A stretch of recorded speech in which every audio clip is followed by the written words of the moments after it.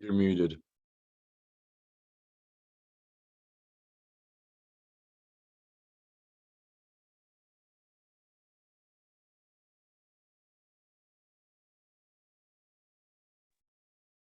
You're muted. We can't hear you. Okay. Sorry. I was just going over the updates, all right? So quiz number 2 will be, quiz number 3, sorry, will be available tomorrow on WebAssign after class. So not today, but tomorrow. And exam number 2 will be given to you guys on Thursday after class, okay?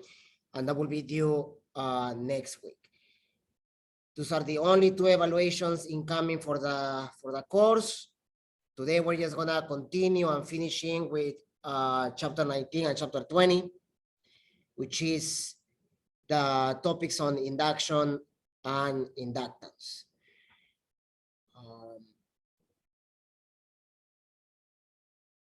All right. The test will be 19, 20, and RC, right?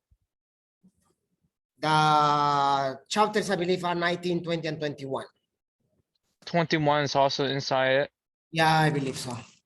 That's where the book finishes on. Okay, and RC circuit is also on it, right? I don't know yet. Okay. Got it. All the videos are in discussions. So if you go to discussions, all the videos are posted there with the lesson title and the timestamp. Just make sure that you write down the password that is also shared in there. Sometimes you're gonna require that. I'm also posting them in modules as I upload them in YouTube, so you can also watch them eventually in modules without having to go through Zoom.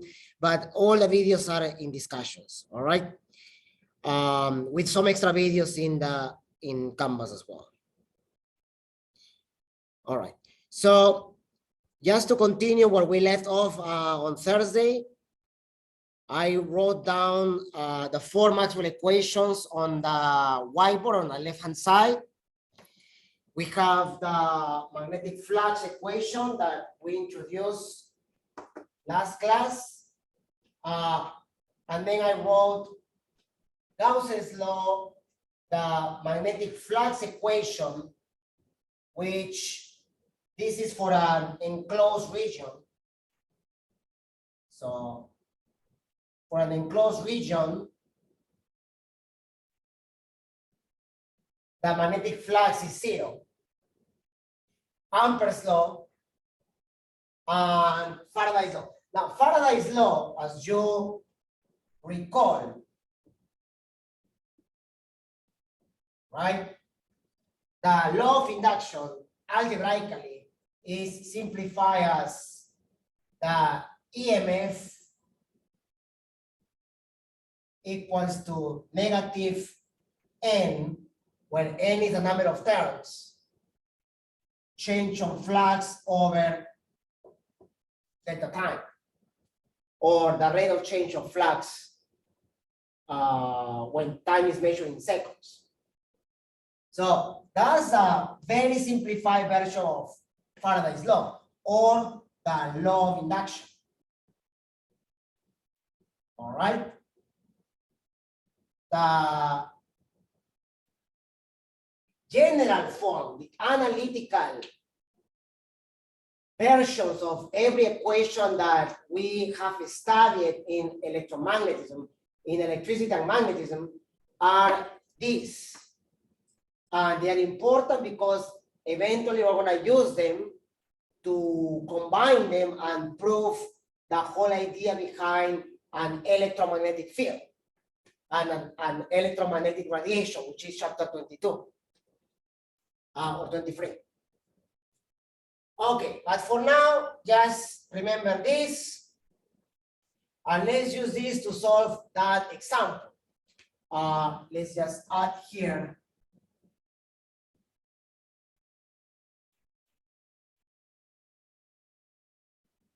we have a wire, a rectangular wire with 10 loops around it with dimensions 0.8 by 0.2 meters, with a magnetic field into the page, right? The excess means that the magnetic field is going into a page. The field is decreasing from 2.5 to 1.5 Teslas in 0.6 seconds, all right? If the resistance is 4 ohms, so the resistance of this wire, conducting wire, is 4 ohms. Calculate the induced EMF, calculate the induced current, and I will say find the direction of the induced current.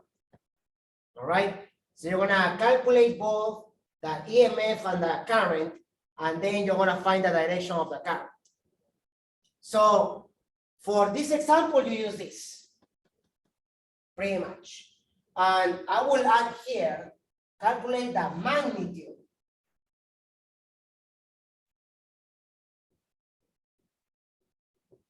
Because if they ask you the magnitude of the induced EMF, then you can write,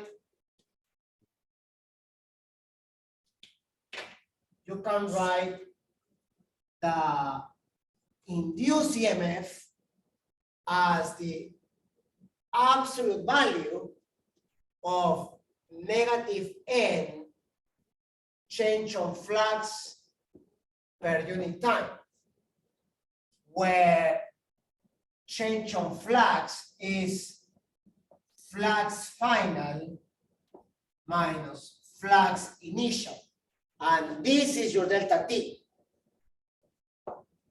in seconds. That's the value of n, 10 turns or 10 loops. And the flux, well, we're given the flux equation over there, right? Now, when the angle between the normal and the magnetic field is 0 degrees, so when the field is perpendicular to the area, then cosine of 0 is 1, so the flux is just P times area. And that's the case here. The field is going into a page perpendicular to the rectangular loop. So the final flux is the final field multiplied by 0.8 times 0.2, right? Which that will give you 0.16. All right. And flux initial is 2.5 times the area, which is 0.16. Right? So that is how we find our final flux and the initial flux. Now, the final flux is 0.24. So this gives me 0.24 Webers. And the initial flux, I obtain 0.4.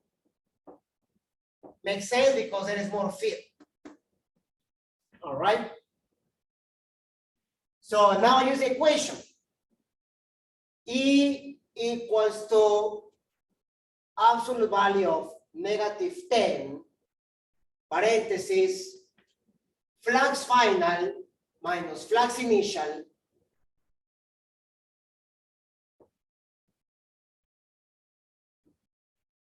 all divided by 0.6.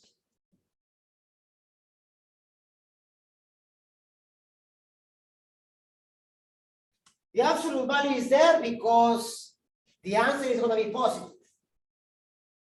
So we just do the subtraction, multiply by 10.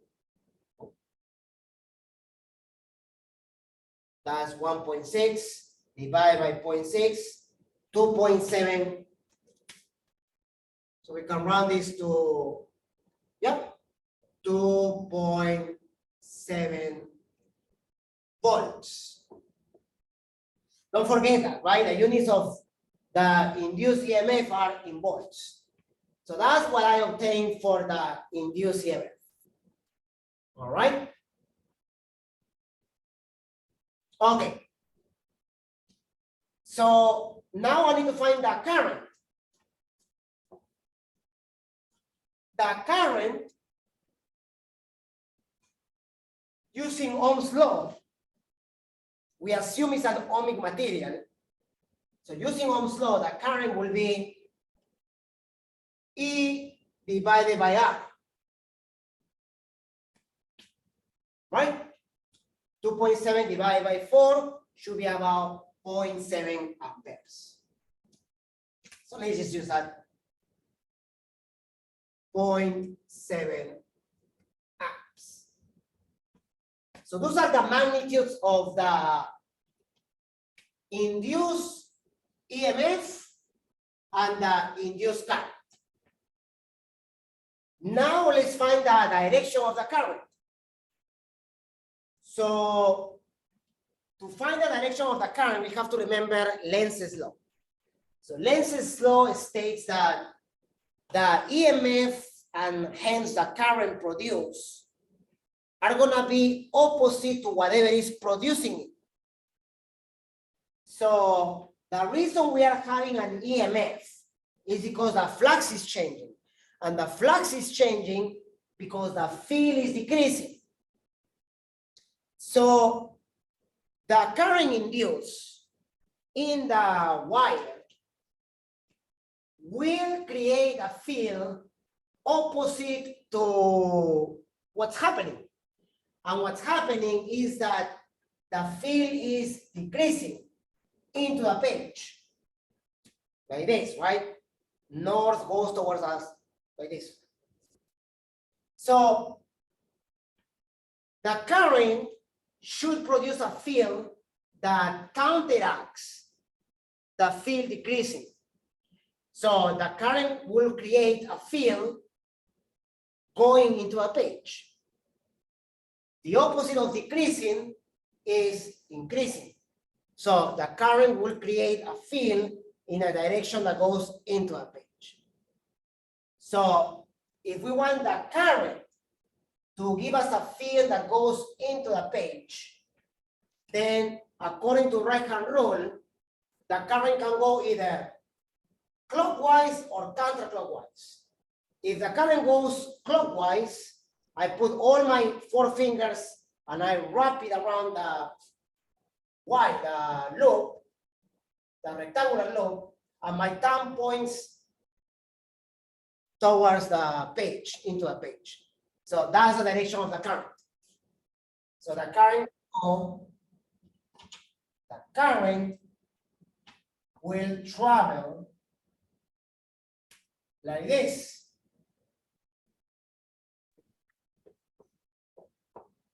That's the current induced. So it gives a field into a page. All right, that's the right-hand rule for loops. So I will say that for direction, we use the right-hand rule. There is a paper I published, and there's a video also I published about right-hand rules. I will post another video for loops in particular, but that's basically the idea, either like this, or if you go like this. If the current was going like this, counterclockwise, then the north will point towards you out of the page. So when will the current go like this? If all of a sudden the V was increasing. If V increases from 1.5 to 2.5, then the answer will be the same, 0.7 volts, because I'm looking at the magnitude. So the answer will be the same. What will change is the direction of the current. If V is increasing, the current will now give a field that will go opposite to the increasing direction. If the field is increasing into the page, the current will create a field increasing out of the page. So like this. So the current will go like this. All right. That's the dynamic of Faraday's law and Lenz's law. All right. So that's the example I wanted to go over. All right. Now let's look at applications of Faraday's law and the idea behind inducing EMF in a couple of situations before we go into inductance. All right.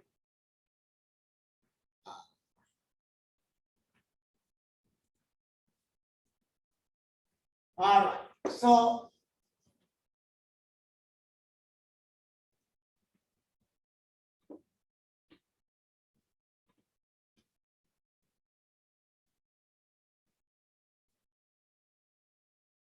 let's just leave that for a little bit so you guys can finish writing it down. The first application for this, what you just saw there, will be the motional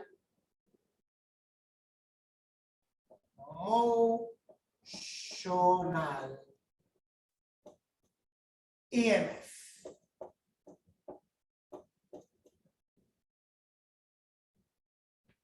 There are a few situations when an EMF can be induced and therefore can be used to get current. By varying the magnetic field, you get that. But as you can see in some examples, sometimes we have fixed magnets. And what we do is we move the coil so we can change the flux. But there are different ways you can move a coil, by the way. You can rotate it, as we will see later. But you can also move it back and forth in a uniform magnetic field. Pretty much what I'm talking about is this.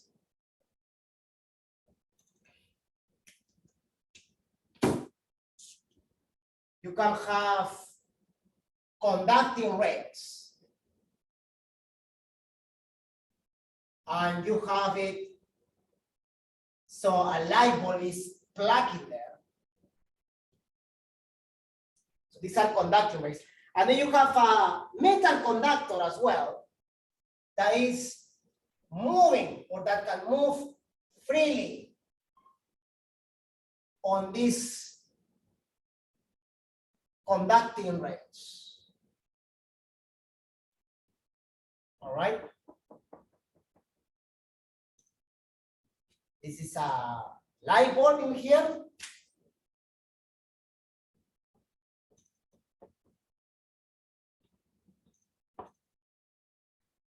And by the bar moves, this turns on. Why? Because you can have a field that is constant in this region.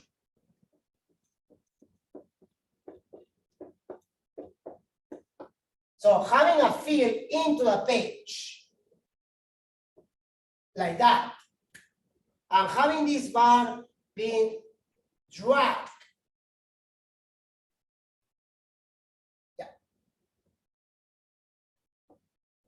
by a force at constant speed, you will have an EMF produced here, and therefore a current that will flow in this sort of circle.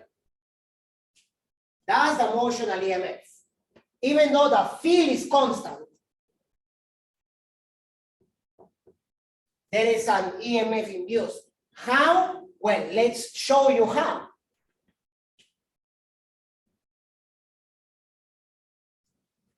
That's Faraday's law, right? Negative N, change of flux per unit time. the value of N for a single conductor is a single conducting bar.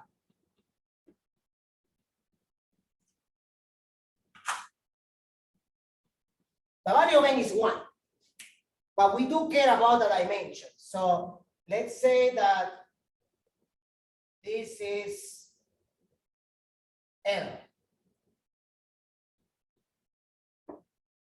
So the length of the bar is L.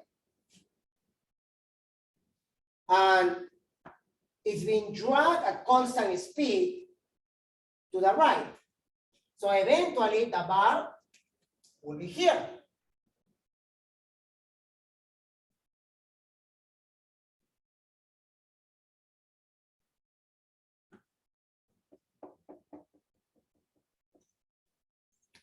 As the bar moves, the bar covers some area, right? Here. So we need to label a few things here. We say that the bar has moved delta x in some given time. So how can I use that equation to find the EMF induced? Well, let's write the equation. Let's analyze it.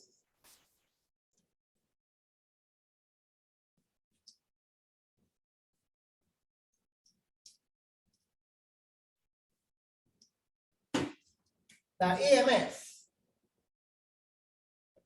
will be, the magnitude of it will be, in this case, because N is 1, the absolute value of negative change on flux per unit time. Flux is, or delta flux, is due to a change of magnetic field times area. I don't need a cosine value because, again, the field is perpendicular to the bar. So the angle is 0 degrees, cosine 0 is 1. What about the area? Well, the area is clear, right?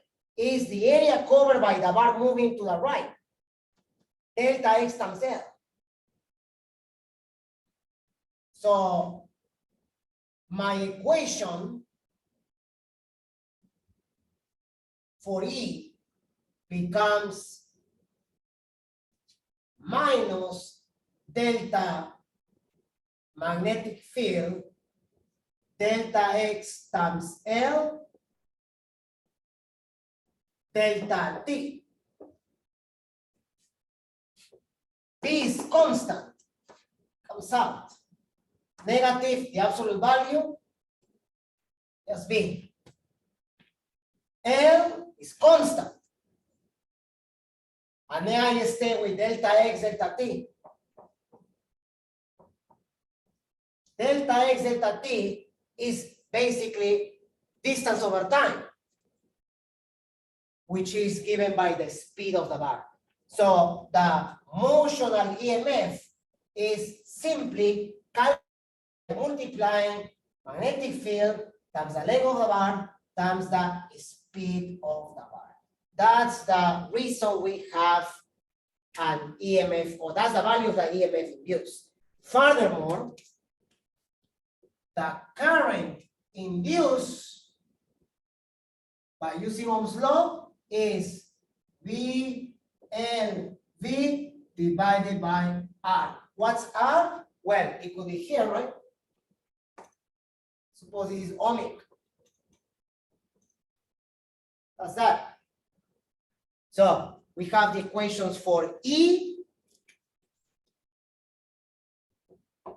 and you have the equations for the current induced. So that's an application. Now, a lot of the applications for Faraday's law require the study or analysis of the amount of energy you can produce by this.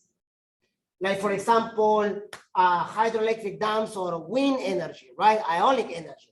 The reason why we use those alternate forms of energy is because we know that work. We know we can produce that type of energy by converting electrical energy into mechanical energy, right? So how is the energy stored in this case?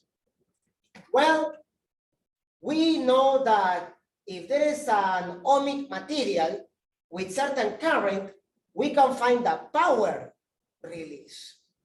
And energy is power times time. So let's find the power then. What is the power released by that resistor or ohmic light bulb in there?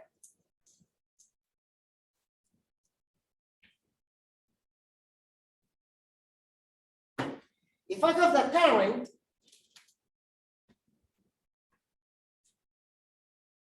the power electric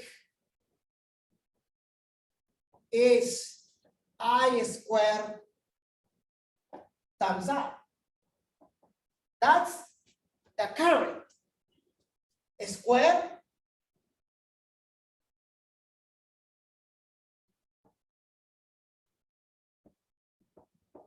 that multiply by R. Well, clearly,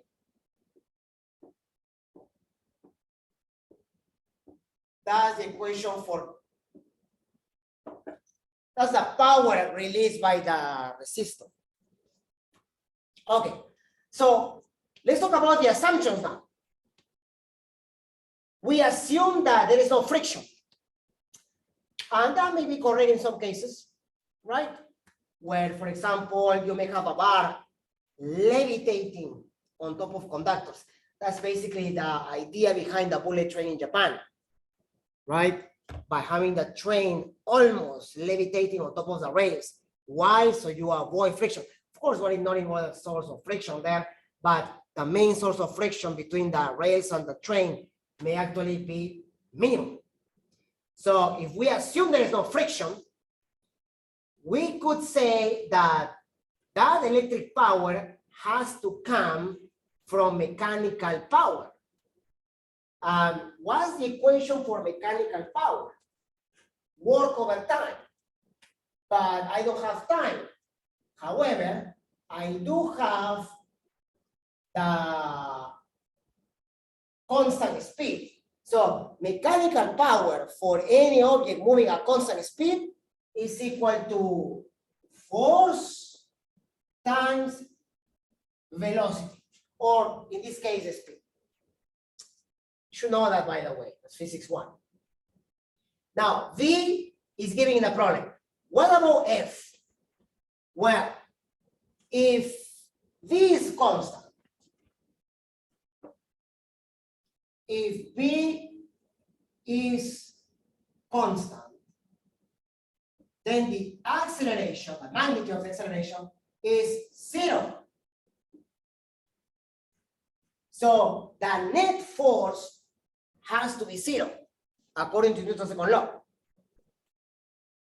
Now, in the figure here, let's draw it here, you only see one force, the mechanical force. We call this the force applied, by the way. Well, that's because I haven't drawn the magnetic force. If there is current, there has to be a magnetic force. If I want the force, the net force to be 0, if the applied force is to the right, the magnetic force has to be pointing towards the left. That is your magnetic force. Applied force, magnetic force. And they both have to have the same magnitude. Now, if the field is going into the page and the force is going to the left, I also get the direction of the current. The current has to go up and therefore right, up, and then left. That's your current there. That's the current induced. All right. So what's the value of the magnetic force? We know that the magnetic force is ILB sine of theta. Again, the angle theta is 90 degrees. So sine of 90 is 1. I is this. So I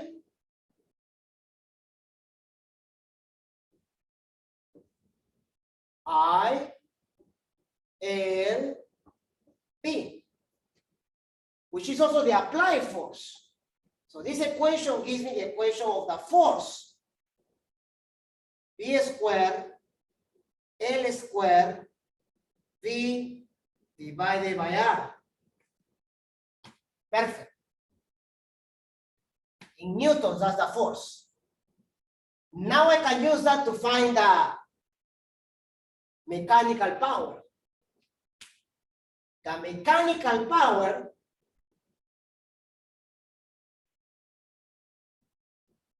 let's put mechanical there like that. The mechanical power will be the force times the speed.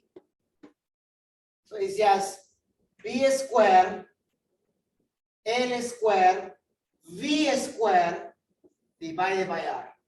And look at this equation and look at this. They are the same equation. This shows that all the mechanical power is converted into electric power. So all the mechanical energy is transferred into electrical energy, which is basically the conservation of energy, which makes sense. There's no friction. When you guys did physics 1, you were introduced to the conservation of energy, and that only happened if the system was only affected by conservative forces. So there is no friction. Now, because there's no friction, that's true. However, in real life, we know that's not the case because friction can't be ignored.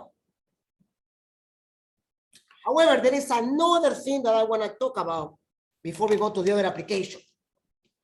The whole idea of thermodynamics.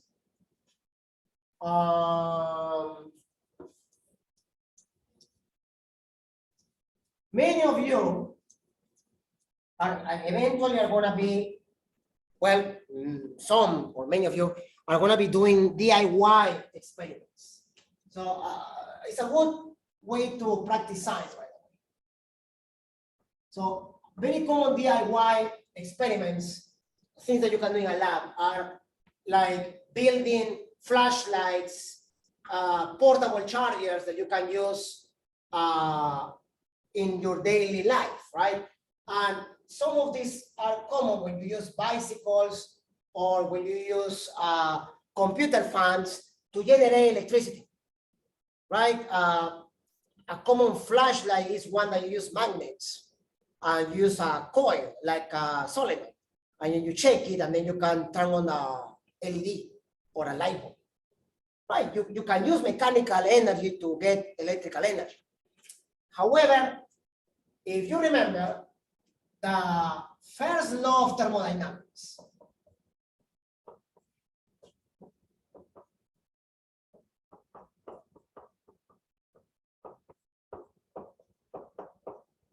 it states the following, that the change on heat provided or absorbed by a system or in a system is equal to the work done on the system or done by the system plus the change on internal energy.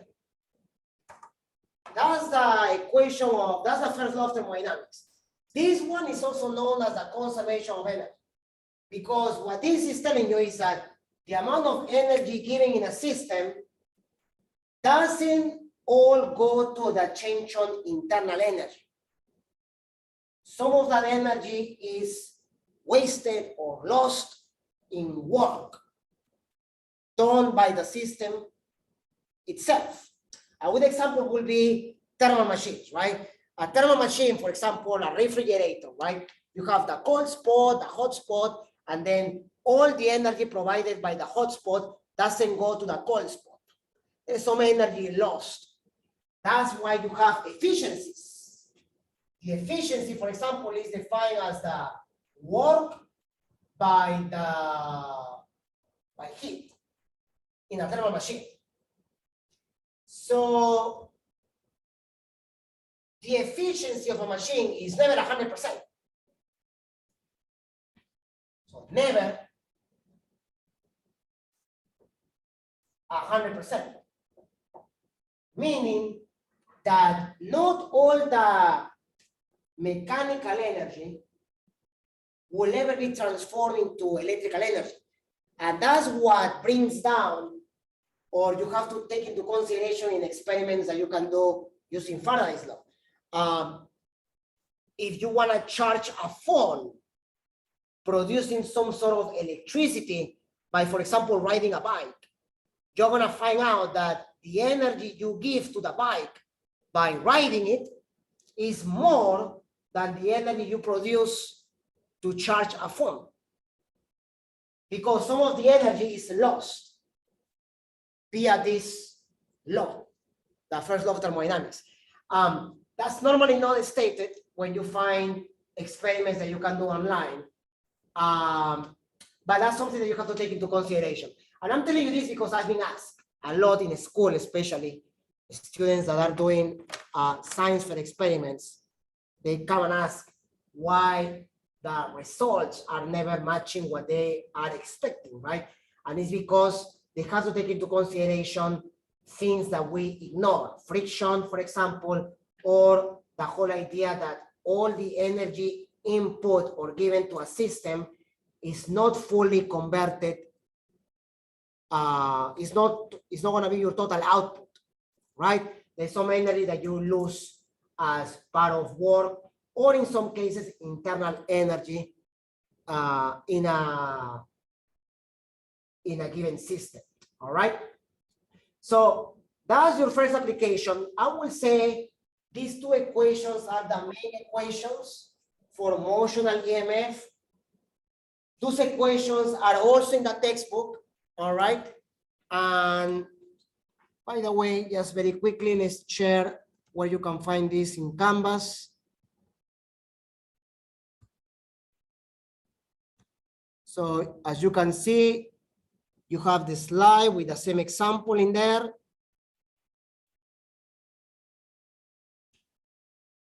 External or applied force, always in an opposite direction to the magnetic force. And that's the proof for the induced EMF. And here is the proof for the force, the electrical power, and mechanical power as well. All right. So I'll do an example of that after we go into the next application. And actually, for the next application, because it can be a bit tricky to draw it on the whiteboard, might as well and use this.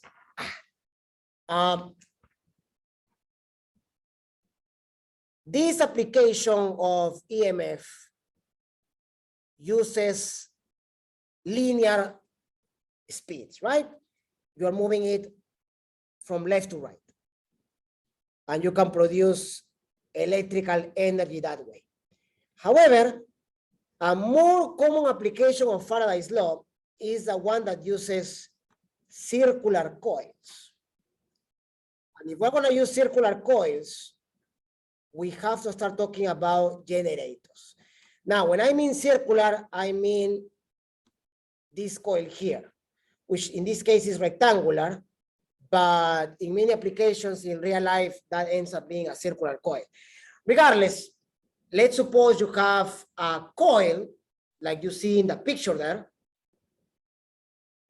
and you have a magnet, as I said before. The magnet is fixed, providing a constant magnetic field. And you probably remember this example from the illustration of torque in the galvanometer, right? I show you the needle and the coil, the magnet, and then because of torque, the coil will start to rotate, and that will give you the motion of the needle to measure the value of the current. Now we're going to explore this a bit more, but we're going to include a mechanical input, such as a manifold. All right, a manifold is a device that you use to rotate, or if you have played video games in generators, post-apocalyptic video games, right? You have generators that you basically pull a rope, and then you have a coil that is rotating inside the machine. And depending on the amount of energy, you can start generating electricity. That's how basically electric generators work. They convert mechanical energy into electrical energy, just like we did now. But here we have rotation, because the mechanical input is making the coil rotate with respect to a constant magnetic field. So what I want you guys to imagine right now is, let's suppose at that position, the angle between the normal to the coil and the magnetic field is a value of theta. Let's actually draw it here so you guys can take a look at it for a bit.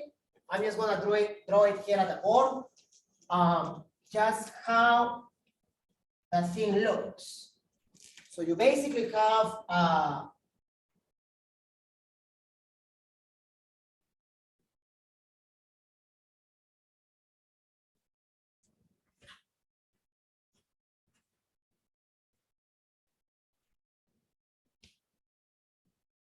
sort of like this.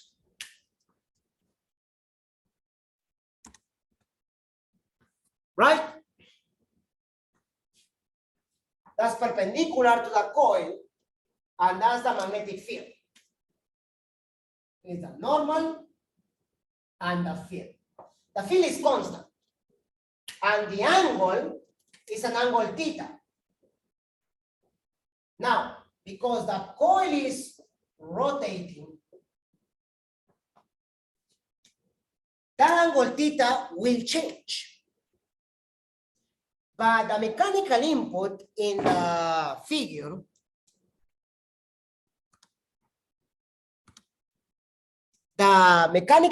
is given by a angular speed W. This W here is the angular speed, which is measured in radians per second, by the way. So the angle theta that I show you on the whiteboard is going to change because of the angular speed. But because the angular speed is constant, then we know the value of theta. Theta is basically omega times time. All right. And because of that, you will start generating electricity.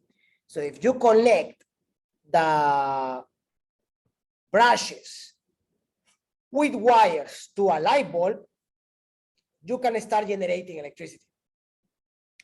Now, how is that possible? Well, let's take a look at Faraday's law again. The angle theta is changing. The area doesn't change now, and the magnetic field doesn't change. So how is it that there is current? How can you induce current? Well, because here is the other condition for Faraday law to happen, for induction to happen. Current can be induced if the magnetic field changes, if the area changes, but also if the orientation changes. The orientation is given by the angle theta. So if the loop is rotating, then the angle at what the magnetic field is going through the loop is changing with time. So therefore, you will have an induced EMF. Let's do the math. Let's do the math and then let's show you. We are going to assume that this coil has some loops, all right?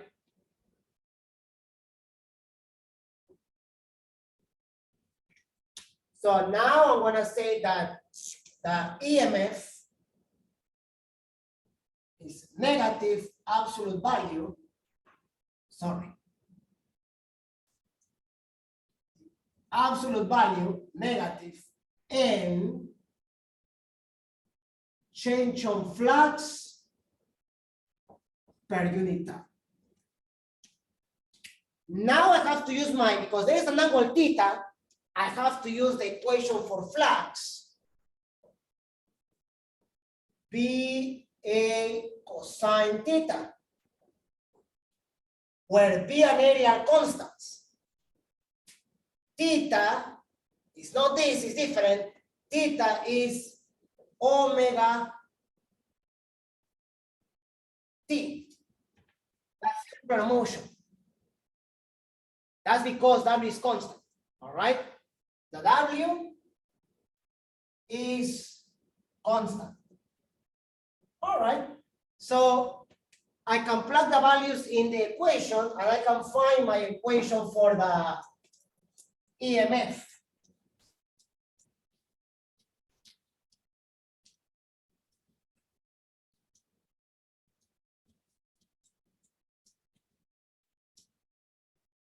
The EMF now, all right, is equal to minus N B A, they are constant, delta cosine theta over delta T. Because I'm looking at the magnitude, I just look at the magnitude basically. N, B, A, all right. We can't do delta cosine. So what we have to do is we change this factor into T cosine theta spec of time. What's the derivative of that? Well, the derivative of cosine is negative sign. Oh yeah. So forget this. So negative and negative. Because I'm looking at the magnitude, it's just NBA sine theta, but theta is this. So if I apply chain rule,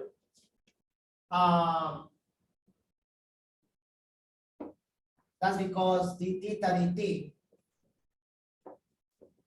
So therefore, the value of E is equal to M B A W sine of theta, but theta is omega t, sine of omega t. That's the equation for the EMF due to a rotating coil in a constant magnetic field, in a uniform magnetic field. By the way, guys, this equation is introducing your first time-dependent voltage, time-dependent EMF. Well, this is basically your AC voltage, alternate voltage. Next chapter, we're going to be talking about alternate currents and alternate voltages. There you have it. The way we get AC currents in our households are by this. All right.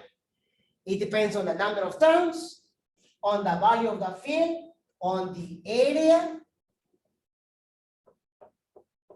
of the coil, the angular speed, and it's a sinusoidal function, which, by the way, I can show you in here. You also have that in the slides.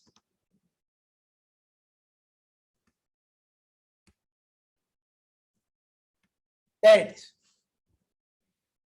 That's the first glimpse that you are going to have on AC voltages and currents, which by the way is the last topic before exam 2.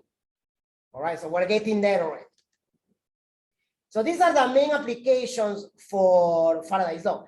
There are more, there is at least one more, but we're gonna focus on these two. And this one, especially this one, will allow you to understand a few things like ionic energy and hydroelectric dams that use rotating coils to generate electricity. And with windmills, I don't have to explain how the rotation works, right? You can see it.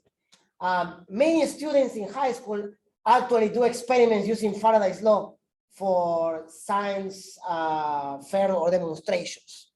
It's actually not very difficult. All right, you just have to find the right tools and you can create or you can build your own windmill at home, your own self portable charger, or you can build your hydroelectric dam, right? I'm pretty sure some of you have at least seen that before in school. The thing is that the idea, the physics behind this is all this. So let's do a few examples. Now, before we go into that, W or omega, the angular speed, in generators is normally given in terms of the frequency. So when we use electricity in real life, we look at the value of the voltage, right? 110 volts is what we receive in our households. But we also look at the frequency of the cycle, right? Since the function is a periodic function, guys, as you can see there, the sine and cosine are periodic functions. They have a period of 2 pi. Then they have a frequency.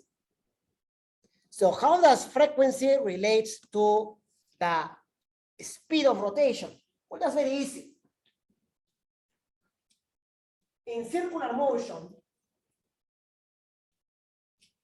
you were introduced to the concept of period. And I did that last week when we talk about particles moving in a constant magnetic field perpendicular to the speed. We found that the period is the length of the trajectory divided by the linear speed. Well, that's also equals to 2 pi divided by omega or W. That's the equation for period. We know that frequency is the inverse of period. And what's this then? W over 2 pi. So, if a generator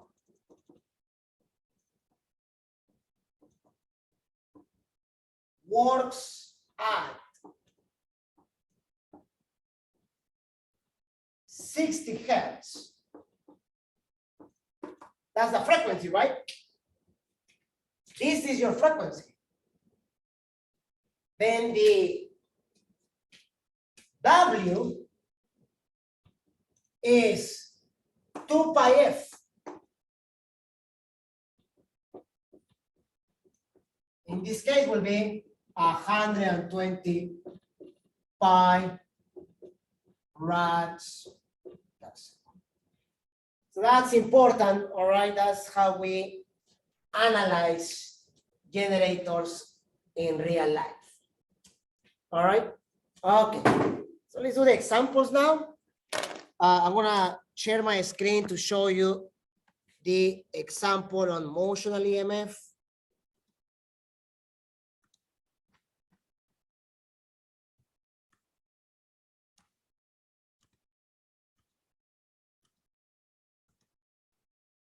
I believe it's in here. No. There it is. let's do that. So you can start writing it down. I'm gonna erase the whiteboard and then I will take a look at a generator example as well.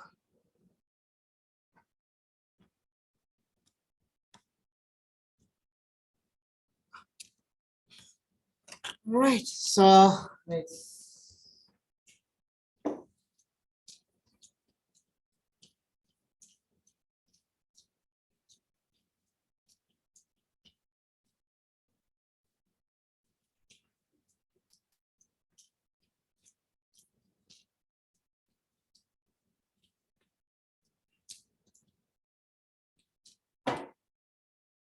In that example, you're giving a conducting bar, moving along frictionless conducting rails, and you have the field that is out of the page.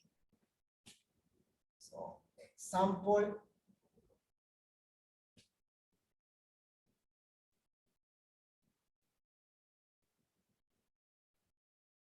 You're giving now a resistor.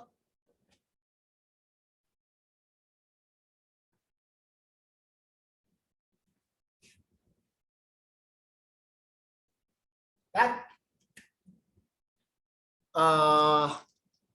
the conducting bar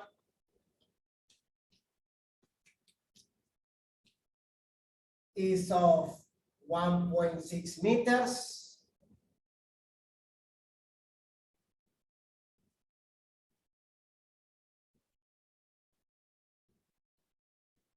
And you have a magnetic field out of the page.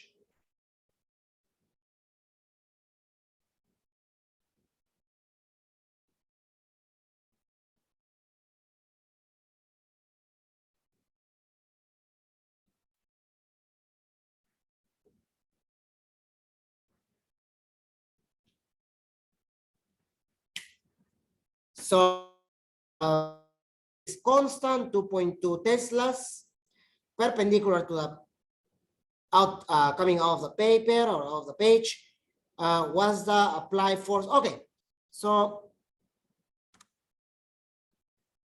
you have that. You have the applied force like this.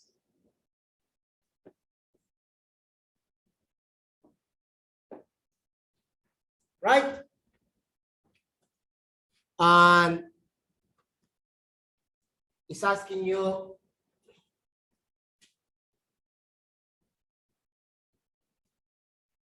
what's the applied force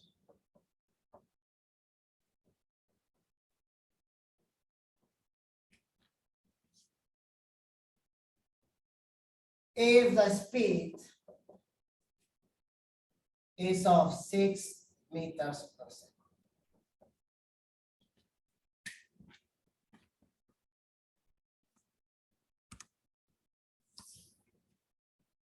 All right. Constant, of course. Let's suppose you forget the equation for applied force. Magnetic force, but you should know this, or you can find this on in the formula sheet, right? Is ILB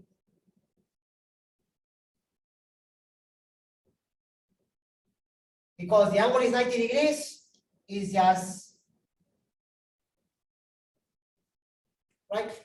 Now, the problem is telling us that the field is of 2.2 Teslas. That's the magnetic field. So we have P, we have the length. Now, what about the current? Well, it's very easy to find the current. Current is the induced EMF divided by R, which is 4. The induced EMF is BLV. That's an easy equation, right? BLV divided by R. That's how you find it. All right. P is 2.2. L is 1.6. V is 6. I want V to be 6. And R is 4. Right? So that's how you find the current, which gives you a value of 5.28. Let's run to 5.3. Yep. 5.3 amperes. All right. Now I can use the equation for force. The applied force, which is the same as the magnetic force, just that the magnetic will be like this, will be 5.3 times the length times the magnetic field 2.2. And there you are. So that will give you 5.3 times 1.6 times 2.2, 11.7 newtons.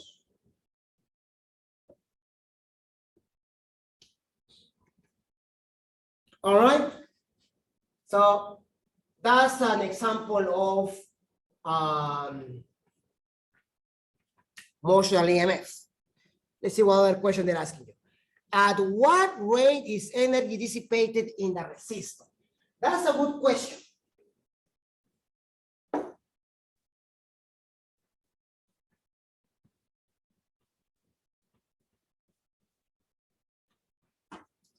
That was A, B,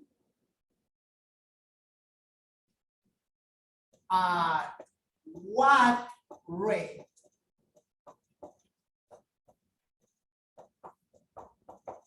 is energy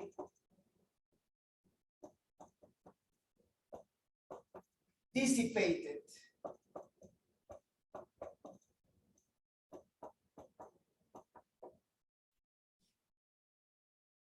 in the resistor, right?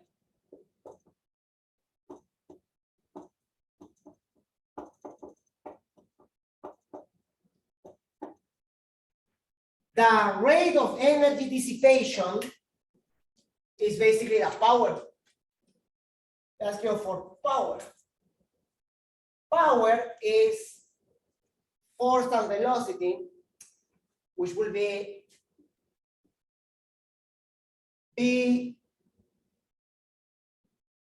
squared, L squared, D squared, divided by. All right. That's the equation that you were also. Let's suppose you forget. Well, you have the equation for force here, and velocity is here. So you can just multiply those two. If you remember the equation, you can use this. If you don't remember, power is that, right? Force times speed. Force is 11.7. And what's the speed? 6. All right. 42, 66, 70.2 watts.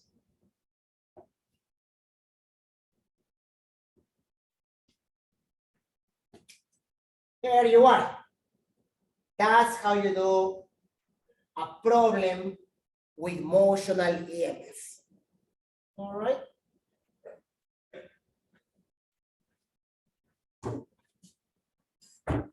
Any questions about it or anything that wasn't clear?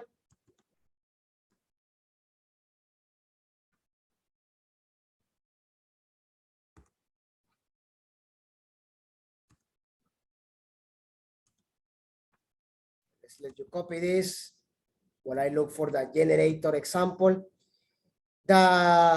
This topic, by the way, guys, is covering assignments 9 and 10.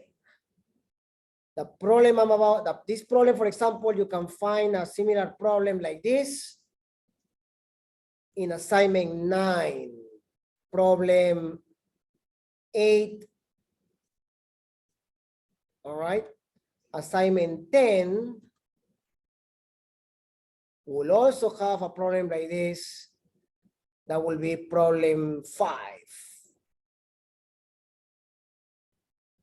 And the AC generator I'm about to do is also in assignment 10. All right. I just want to show you something quickly before we go into the next example. So I see some of you asking for the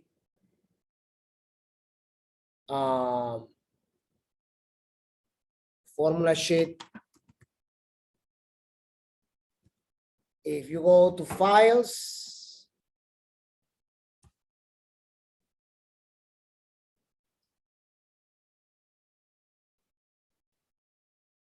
you can find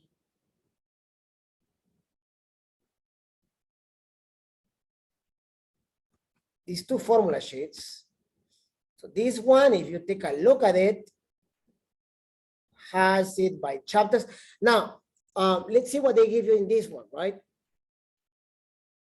14, 15, hearing, electric current, electric charge, potential, circuits. So this one has all the equations, right? Forces, torque, magnetic fields. It's very well written. Induction. Here are the questions for induction. There it is. All right. So yeah, they don't give you the equation for force or power. And that's expected because you can prove it using this equation, as I just showed you. So you only need to know this, and this is for generators here. All right. We're gonna be doing this later, today and tomorrow, but here it is. All right.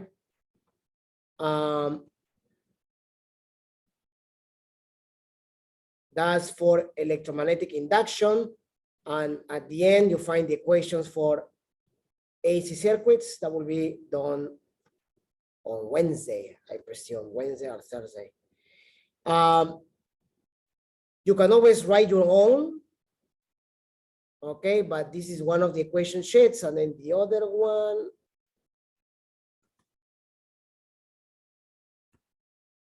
has the quantum and modern physics here first. This one is actually pretty good because some of you forget your motion equations. So there you are, you have your motion equations here. And here you have some electricity and magnetism equations. It's not very complete maybe, but you have another one here. And this one gives you a little bit more of equations, all right? So the equation sheets are uploaded in Canvas, all right?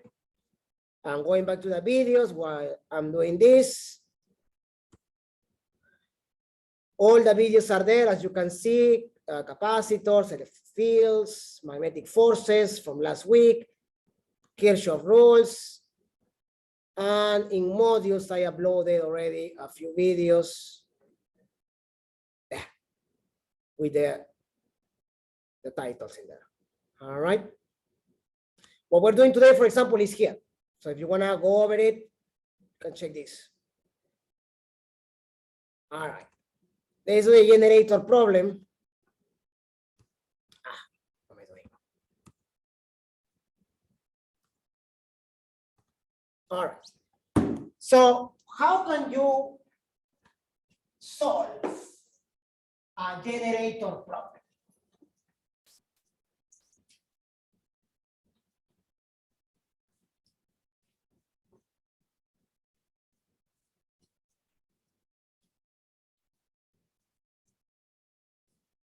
So in here, you are given an AC generator with 10 turns of wire. So given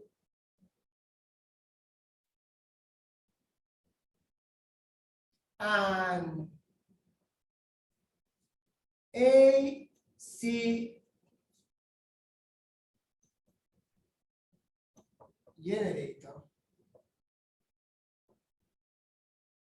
with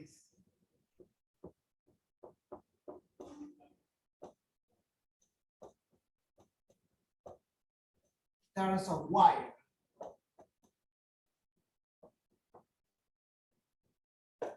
All right.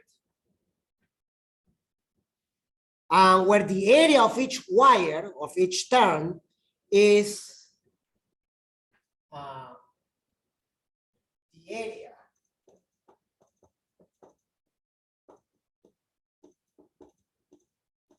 of each loop is A equals to 0.08 meters squared. All right.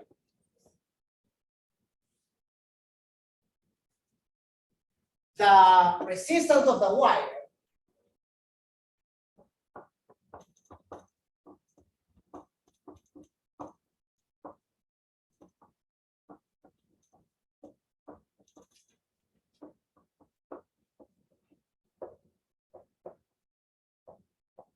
is 5 ohms,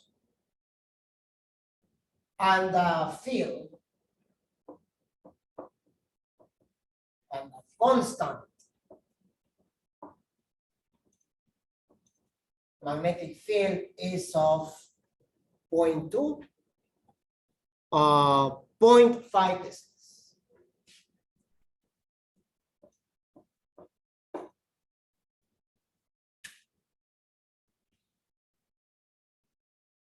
Find the maximum induced EMF at a frequency of 60 hertz.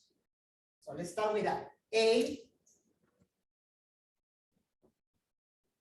find the max induced EMF at 60 hertz. All right. What information is useful here? The area, the field, the amount of turns, the resistance at some point we're going to use it, and of course the frequency. The problem is asking for the maximum induced EMF for an AC generator where the coil is rotating at a given frequency. The equation for the induced EMF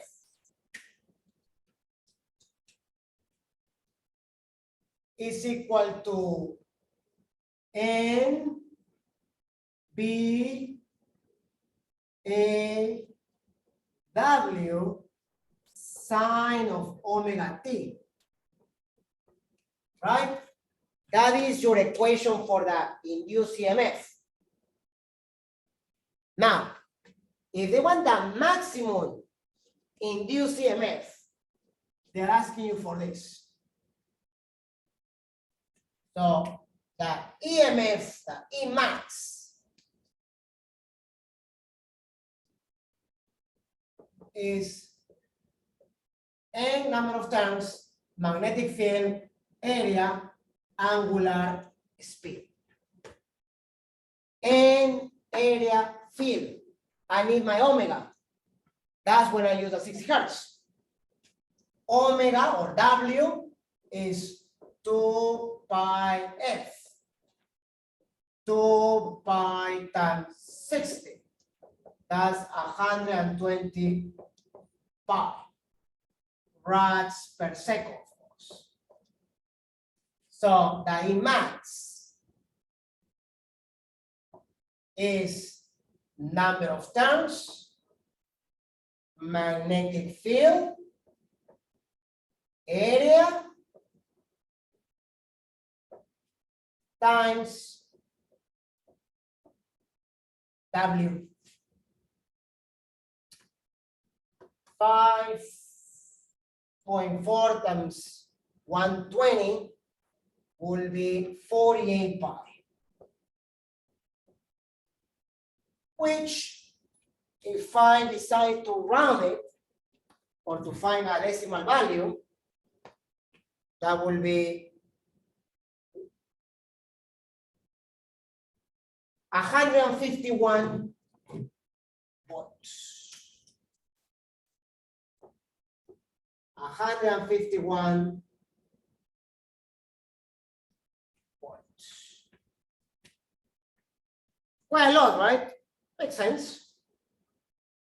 For a generator, all right. So that's what, but that's a maximum EMF. Of course, it changes with time, so it does the maximum it can get.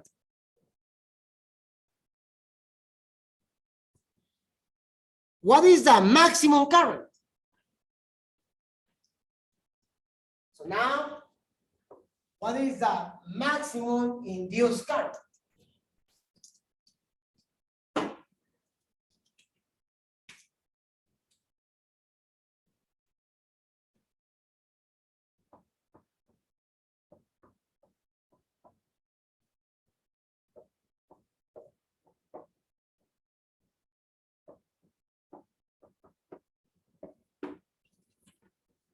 Well, easy. The maximum induced current is just E divided by R.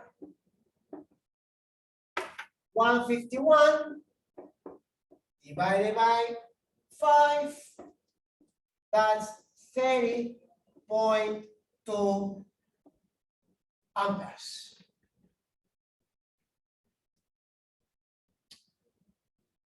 Right, that's actually expected for a large amount of voltage. You have a good amount of current, maximum induced current. Now find or determine the functions of the EMF and current as a function of time. So the last question, C, write E as a function of time and current as a function of time. To do that, I just have to use this.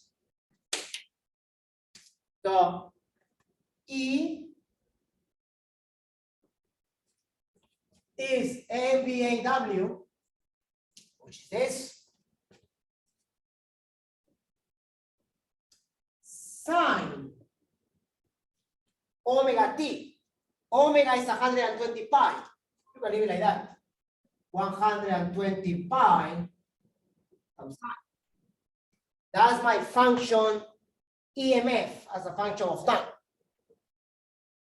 And the current is 30.2 sine 120 pi t. The thing is that we're going to learn this in the next chapter. When you only have a resistor in play, the voltage and the current are in phase. They are in phase. The only difference is their amplitudes. The voltage, of course, has a higher amplitude than the current. We're going to learn when we introduce capacitors, and what I'm going to show you right now, inductors, that is not always the case. And that's the topic for your lab next week. Next week, we're going to do a lab on not generators, but it's a lab about alternate currents and voltages that will explain a few things that we're going to be covering in that chapter. All right. So that's the idea with the generator. You know what else you can calculate? You could calculate the maximum torque because the coil is rotating.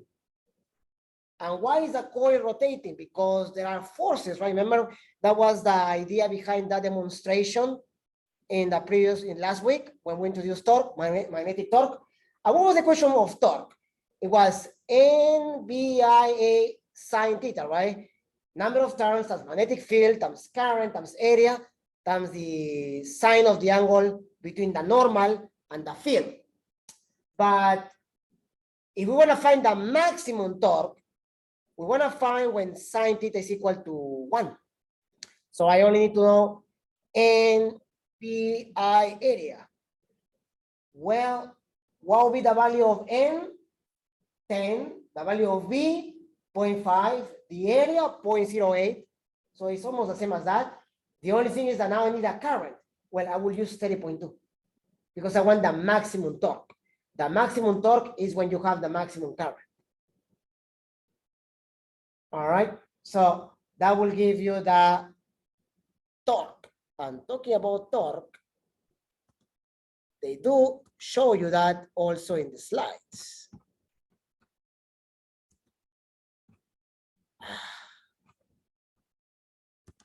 What happened here?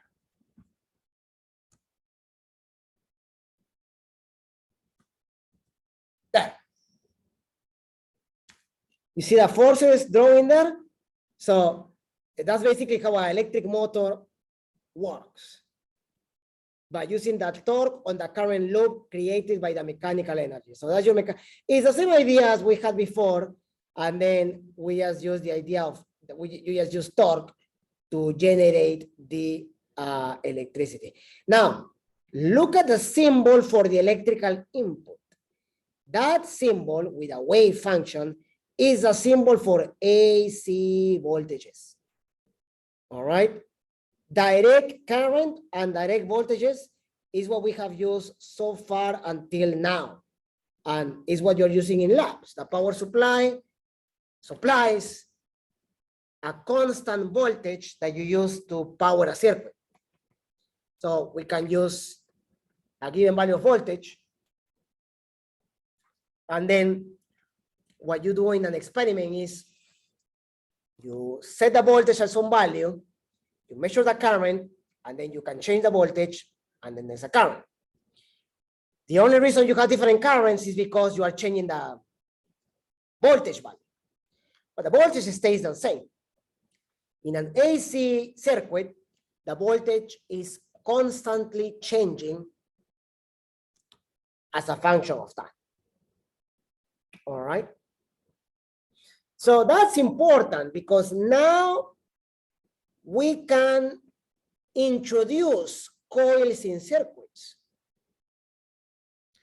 You remember that when we introduced capacitance, we explained the idea of a capacitor, the electric field inside a capacitor, the value of the capacitance as a function of the area and distance. And then we introduced the capacitor in a circuit. With resistance, it was the same. We found the resistance of a wire.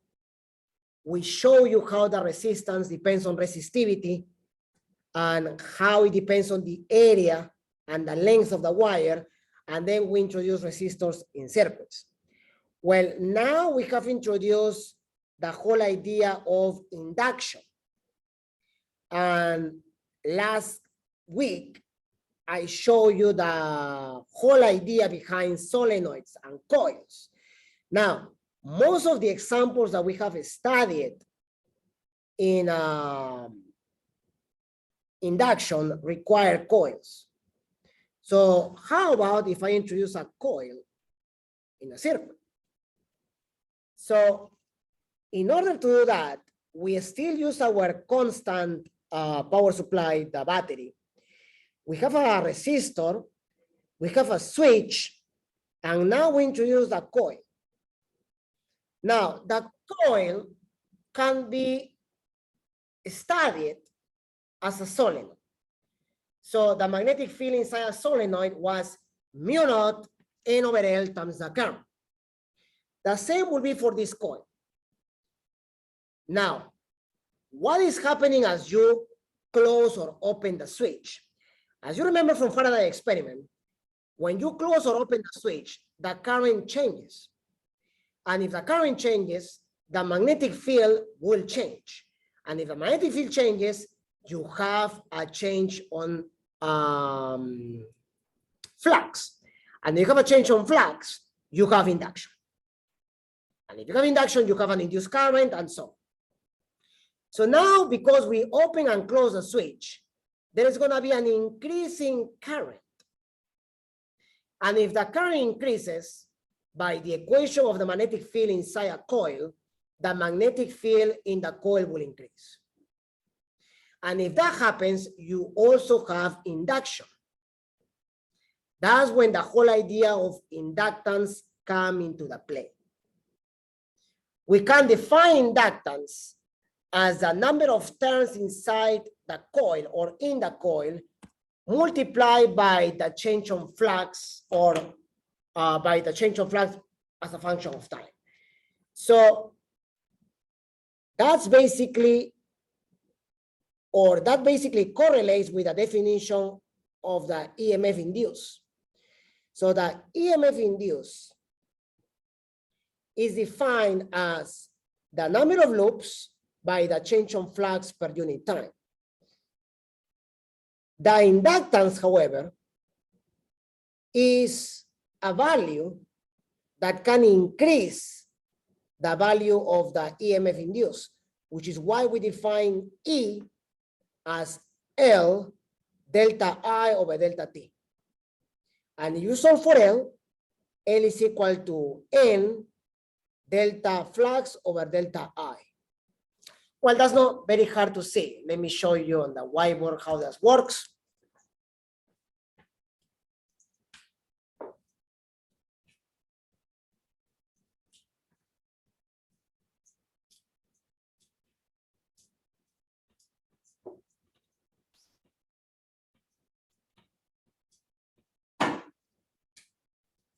Now we're going to study coils. All right, where you have a passive magnetic field that changes with time.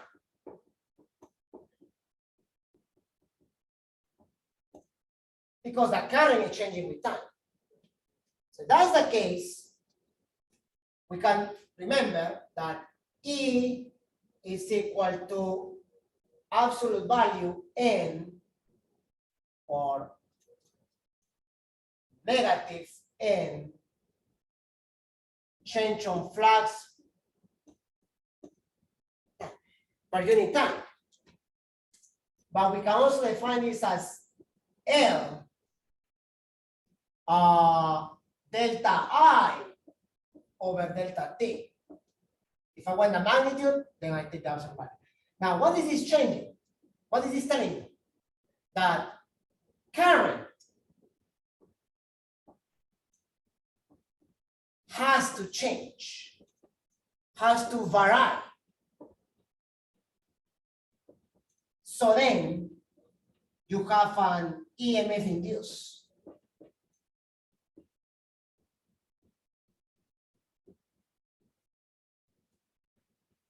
All right. If I were to use both equations, delta T will cancel, right? And then I can get that L equals to the magnitude anyway, and delta change on flux over change on time. In the textbook, they write N change on flux per unit. Oh, sorry. Per change on current. This is change on flux, change on current.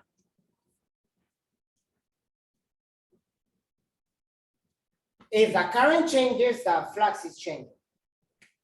So what's L? L is basically the value of inductance.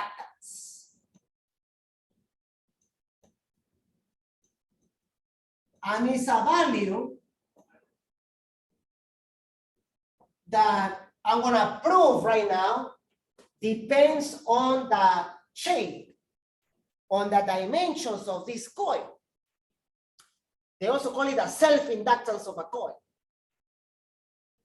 And the self-inductance of a coil can increase the amount of EMF induced. So if a current is passing through a coil, you can have a voltage induced. The EMF induced is this.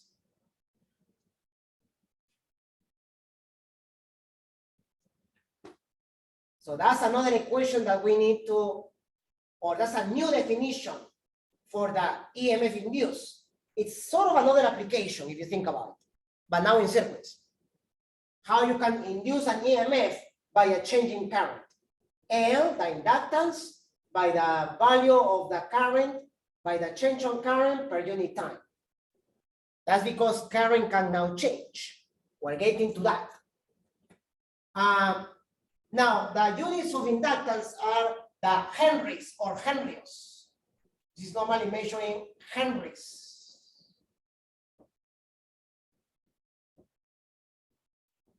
All right. Those are the units for, and we normally call it H. All right. Now, the inductance of a coil is normally small. And why is it normally small? It's sort of like why the capacitance is also small. So let's find the equation for inductance then. All right. Let's find an equation for inductance.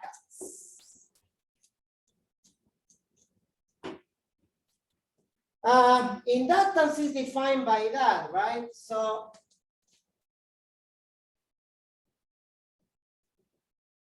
L is defined as the number of terms change on flux, change on current.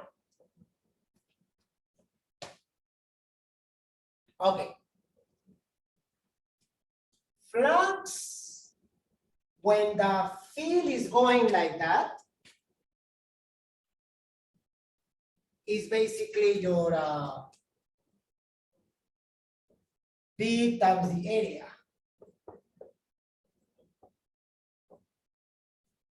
Because of how the field works in a coil. Remember, the coil has the current entering, it's like this.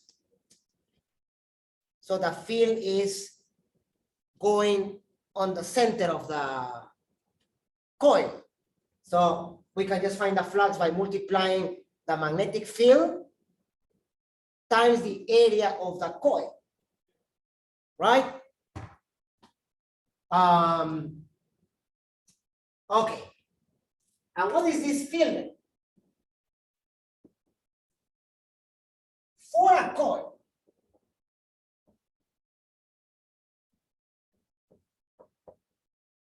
for a circular coil, the B is equal to mu naught N O, So here is where we have to do a change, guys. All right. From now on, for this chapter, starting now, but you should go backwards and change it, just in case. You remember that the B of a solenoid was mu naught N over L times the current. I want to use lowercase l as my length. Why? Because of that. Because of the symbol for inductance. So this is your field. The flux is mu naught N over L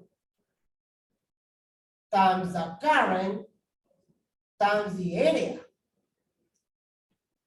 And the area doesn't change. So I'm going to place this in that equation and I will get my equation for inductance.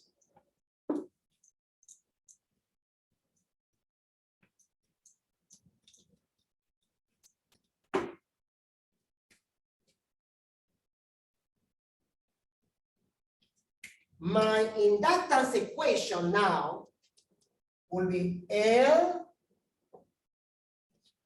and change on this, change on current, and this is mu naught N over L current and area. Okay. A whole bunch of variables are constant. Mu naught, number of turns, the length of the coil, only the current is changing. So this is what I obtained. L equals to N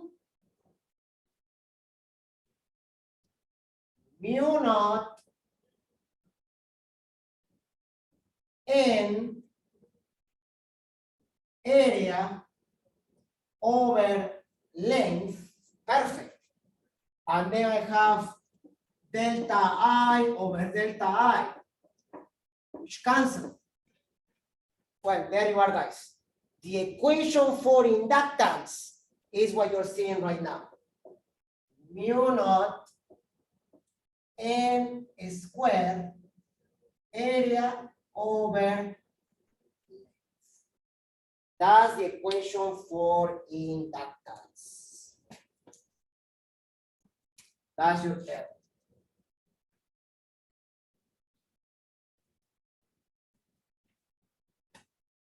Let's remember, what was the equation for capacitance for a parallel plate capacitor? For a parallel plate capacitor, our capacitance was E naught area over distance. Let's take a look. Mu naught, E naught, area, length, distance. The only difference is now the N squared. So, very similar. What does a capacitor do? A capacitor stores electrical energy by having electric fields, and it can increase by adding a dielectric. What's the objective of this coil in a circuit? To store magnetic energy by having magnetic field inside a coil. And that's how you open and close a switch, to release it, to increase or decrease the current. That's it. Furthermore, resistance was the resistivity length divided by area, right? So what I will show you during this course so far is that resistance, capacitance, and inductance, they all depend on the dimensions of the device. The wire, basically, right? The length and area of the wire. In the case of the capacitance, the area and distance between the plates. All right. Now, for coils, there is something else. Since we have many terms wrapped around a coil or a solenoid, normally we introduce the winding density, which is the number of turns per unit length. So how many turns there are per length of the coil. We call that a value N or eta. This is defined as N divided by L. So if you use that in here, then the inductance becomes mu naught N squared, N squared area times length. That's another equation that you can find on textbooks for the inductance, the self-inductance of a coil. And now we can use that to calculate the energy stored due to a magnetic field. All right, in a coil. And that will be one of the last topics of this chapter. Let's do an example of this and examples of this. I'll probably do a couple before we finish today. The slides give you the equation for the inductance. They don't show you the proof, so you just saw it.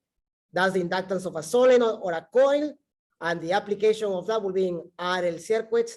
I will do that very quickly tomorrow at the beginning of class. It's not very important, it's more important this, all right? And then we can do some examples tomorrow actually before we go into AC circuits. Perfect. Okay.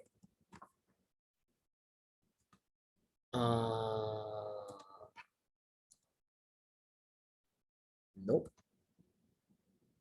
Nope.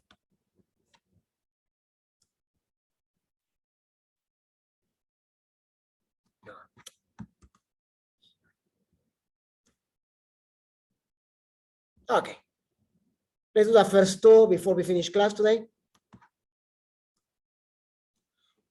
What is the self-inductance of an ideal solenoid that is 300 centimeters long with a cross-sectional area of 1 times 10 to a negative 4 meters squared and has 1,000 turns of wire? So write that down, and then I will write the data, and we finish it here.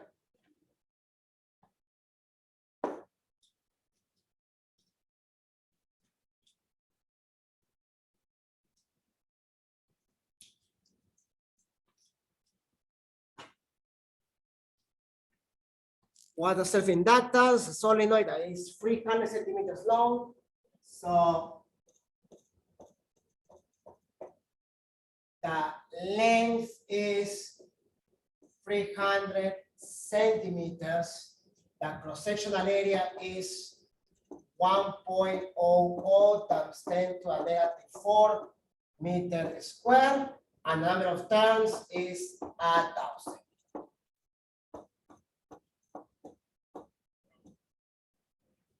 That's it, right?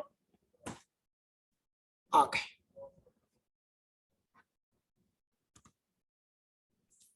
So that's the information provided. We have to use either of those. I mean, they're giving us a number of terms, so we can use this equation. The inductance is equal to mu naught, the electric permeability of free space, times 1,000 squared, 10 to a 6, right? A million, times the area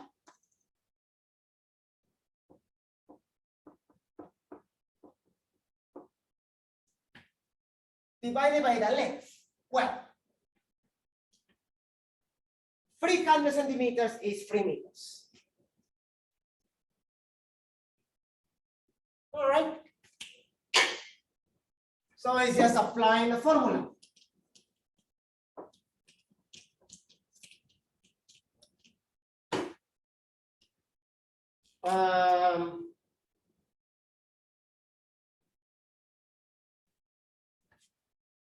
Four pi divided by 3 is around 4.2.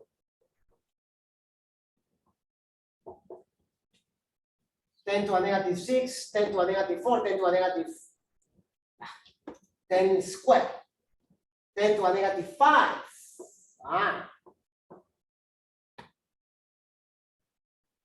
4.20, right? There.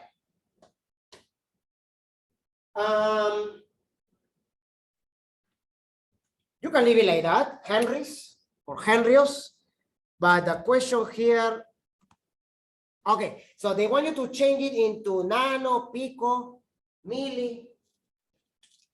Let's see.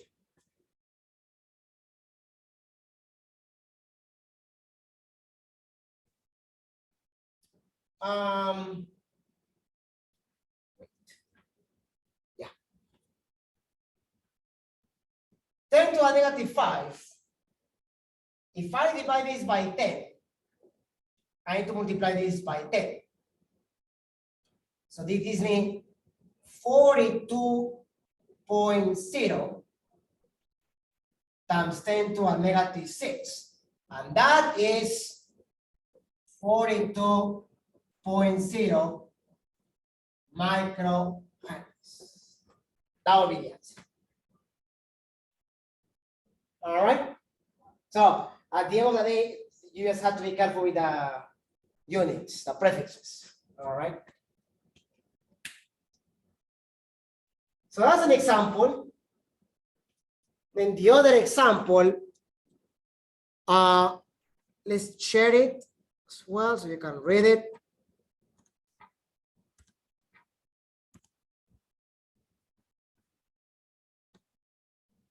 Number 2.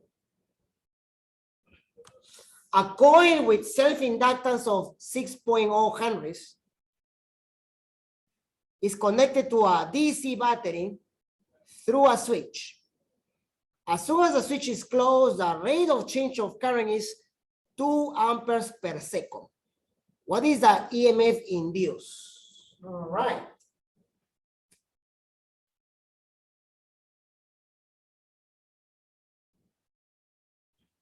So they give you a coil with self-inductance. All right. If they give you a coil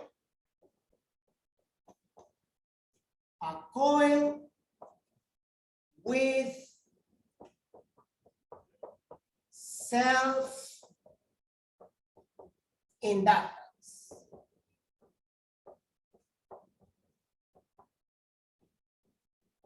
If they give you that, all right, if they give you that, the value of the EMF is equal to L change on current per unit time. In other words, the rate of change of the current. Take a look at what I wrote here. So that the problem says that L, the self-inductance is 6.0. That's the value of L. And that the rate of change of current is of 2, right? 2 amperes per second. 2.0. Well, that will be this. 6.0 times 2.0, 12 volts. That's the EMF induced in a coil with self-inductance where the current is changing as 2 amps per second. We'll do a couple more tomorrow before we do the energy inside due to magnetic field and a brief introduction or a brief few examples on RL circuits, which is application of this. And then we can go back and review some of Faraday's law and right-hand rules before we go into the next chapter, which is the last chapter before exam number 2, which is everything concerning AC circuits. All right.